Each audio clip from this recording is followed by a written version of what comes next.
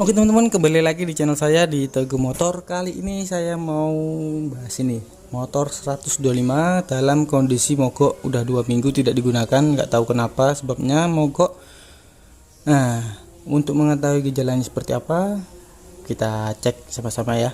Oh ya, jangan lupa like dan subscribe, karena like dan subscribe itu gratis. Jangan lupa komentar di bawah sini untuk berbagi ilmu di kolom komentar. Oke, Insya Allah semua pertanyaan kalian akan saya jawab sebisa mungkin. Oke, jangan lupa like dan subscribe. Oke teman-teman, di depan saya ini sudah ada motor Honda 125 ya. Ini dalam kondisi mogok ya. Kata orangnya sih udah 2 minggu tidak digunakan karena kondisinya mogok dan nggak bisa jalan ya, otomatis ya. Nah, tadi pagi dibawa ke sini, dia ini ingin betulin motornya, ingin tahu penyebabnya kenapa sih jadi mogok. Nah, untuk hal yang seperti ini, yang pertama kita cek itu adalah pengapian, bensin, dan kompresi. Oke, bensinnya ada di karburator sini ya. Oke, toto kamera. Nah, oke.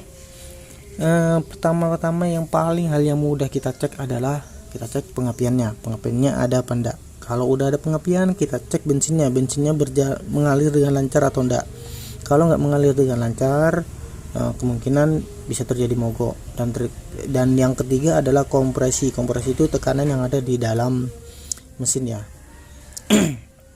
Kalau kompresinya nggak ada, alias ngopos, alias ngowos, atau biasanya itu di engkol gini, ringan sekali, itu biasanya kompresinya udah hilang.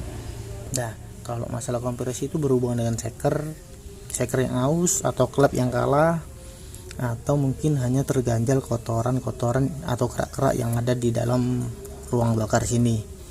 Nah, untuk memastikannya motor ini kenapa dia bisa mogok ya, yuk dicoba dulu, kita tes dulu strumnya. Untuk memudahkan pengecekan, kita bongkar businya dulu.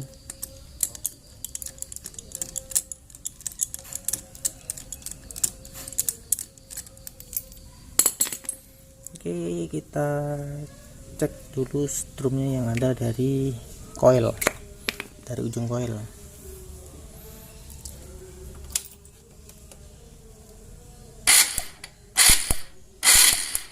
Oke, berarti dia kelistrikannya aman, dalam artian pengapiannya aman, udah keluar dari sini. Kita tancepin koilnya.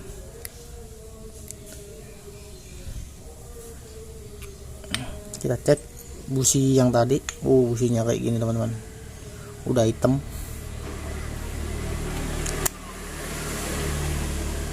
Kita cek businya.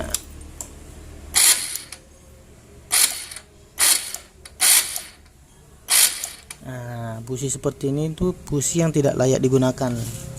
Bentar, tak fokuskan dulu.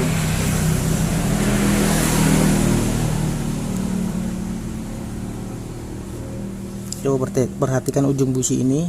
Coba perhatikan loncatan yang ada di loncatan api yang ada di busi ini. Nah, dia tuh loncatnya tuh nggak stabil ya.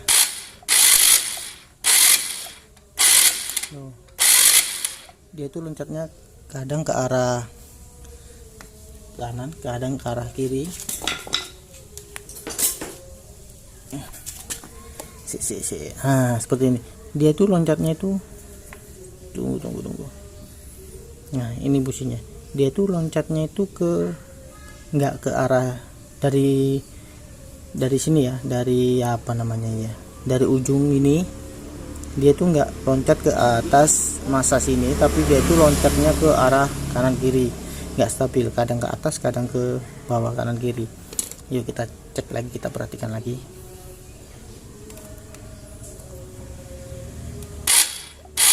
Nah, itu dia. Nah, dia loncat ke kanan ke kiri, nggak stabil. Kalau ini stabil. Nah, ini nggak stabil yang terakhir. Bisa diperhatikan ya, coba sekali lagi.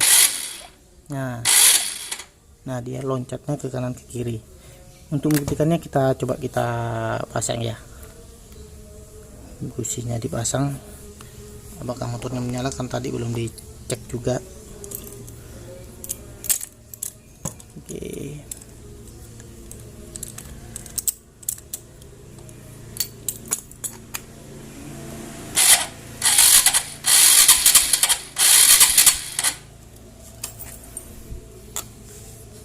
Oke, motornya tidak mau menyala karena businya tadi loncat ke kanan ke kiri. Yuk kita ganti busi yang lain. Kita coba busi yang satu ini ya. Ini sama-sama bekasnya, cuma tapi kita lihat perbandingannya yang ini. Kita cek dulu. Oke, tak perbesar. Ini kayaknya pengapiannya kecil, tapi dia fokus pada satu titik.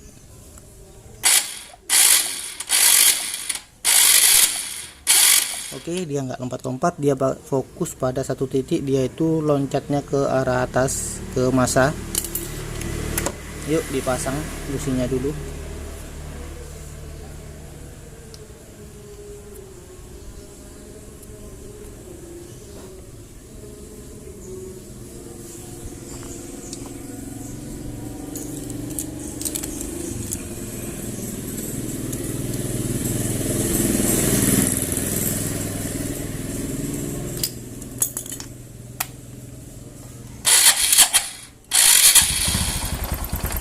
Oke, motornya bisa bernyala. Nah, penyebab utamanya itu ada di busi sini, teman-teman. Ini businya udah hitam pekat, kemungkinan di dalam ruang bakar sangat kotor. Jadi ininya berkerat, hitam seperti ini. Sorry, maaf teman-teman, tadi ada sedikit gangguan sedikit, ada yang ganti oli, jadi saya tinggal sedikit tutorialnya. Nah, saya lanjutkan lagi. Nah, ini dia kemungkinan busi ini dikatakan mati, kebanyakan bisa nggak mati, tapi sebenarnya dia nggak mati sih, karena dia masih ada bunga apinya di ujungnya, itu ada bunga apinya, melontarkan bunga api. Kalau dikatakan mati itu dia tidak mengeluarkan bunga api sama sekali. Biasanya itu elektroda di dalamnya itu udah terputus, jadi tidak connect lagi, terus dia tidak mengeluarkan bunga api lagi di sini. Itu bisa dikatakan busi mati. Kalau ini mungkin businya dikatakan apa ya, tidak berfungsi, karena tidak berfungsi dengan baik. Mungkin karena ini ya, kotor ini ya, ruang bakarnya di dalam sini itu terlalu kotor, jadi nempel di sini, kerak-kerak yang ada di ruang bakar itu nempel di sini. Nah, biasanya itu kebanyakan orang zaman dulu ya, kalau sekarang saya nggak tahu, kayaknya enggak. Kalau orang zaman dulu itu yang di tengah sini kan ada keramiknya kan, biasanya itu dipecah, terus setelah dipecah dipasang lagi businya. Motor bisa menyala memang, tapi efeknya itu pecahan keramiknya ini kan kita nggak tahu. Kalau kemungkinan besar itu pecahan keramiknya itu biasanya itu ada pecahan keramiknya itu masuk ke dalam ruang bakar. Nah, saat di starter dinyalakan, kita kan nggak tahu kondisi di dalamnya itu seperti apa. Bisa aja pecahan keramiknya masuk dalam, terus mengakibatkan macet pada seker, terganjal pada klep. Terus kalau benda keras seperti ini masuk ke dalam ruang bakar kan bisa dibayangkan ya seperti apa ya. Kalau terganjal klep atau mengenai sekernya bisa baret, resiko yang ditimbulkan itu lebih besar. Jadi saran saya, kalau memang businya dalam keadaan seperti ini tadi, mending diganti aja. Mungkin harga busi sekitar 15.000, 20.000, ya sekitar segitulah. Tapi kalau kalian pecahin, misalkan dipecahin terus dipasang lagi, memang motor bisa menyala, tapi resikonya lebih besar. Misalkan kalau kena klep atau kena seker, harus turun mesin. Nah, kalau turun mesin itu biasanya itu biayanya itu, kalau umumnya itu 100.000 lebih. Nah, bisa dibandingkan aja harga 100.000 dengan harga 15.000, iya kan?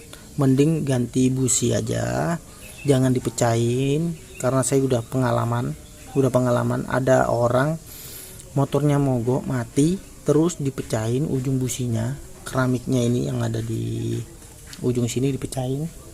Setelah dipecahin memang motor bisa menyala, sampai di bengkel motornya mogok lagi.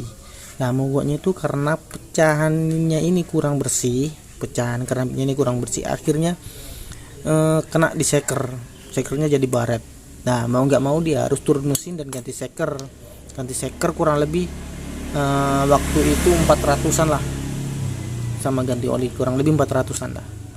Nah kalau dihitung-hitung harga 15.000 dengan 400.000 lebih mahal mana kan, iya kan? Nah kalau dalam kondisi seperti ini jangan sekali-sekali mecahin kaca yang ada di keramik yang di sini ya, businya. Oke, itu tips dari saya. Ingat, jangan sekali-sekali mecahin keramik yang ada di sini karena berakibat fatal. Oke, mending ganti busi yang harga 15.000, 20.000 atau ya sekitarnya lah. Tiap kota, tiap daerah beda harga. Kalau di daerah Jombang sini, di daerah Jawa Timur, harganya kurang lebih segitu, 15.000, 20.000 itu. Oke. Kalau di tempat kalian nggak tahu ya. Tapi nggak sampai 50.000 kok kalau busi standar. Kalau busi-busi yang kayak iridium platinum itu ya beda lagi harganya. Kalau busi standar ya kisaran segitulah. Oke. Nah, itu tips dari saya cara mengatasi motor yang mogok. Perhatikan tadi peloncatan bunga apinya. Kalau bunga apinya ke kanan ke kiri, businya itu tidak mati, masih bisa digunakan. Cara gunakannya seperti tadi, keramiknya dipecah, tapi tidak disarankan ya untuk mecahin keramik. Mending ganti busi aja. Kalau busi mati itu biasanya elektroda di dalamnya itu udah putus dan dia tidak mengeluarkan bunga api sama sekali. Bunga apinya hanya keluar lewat koil sini saja ya.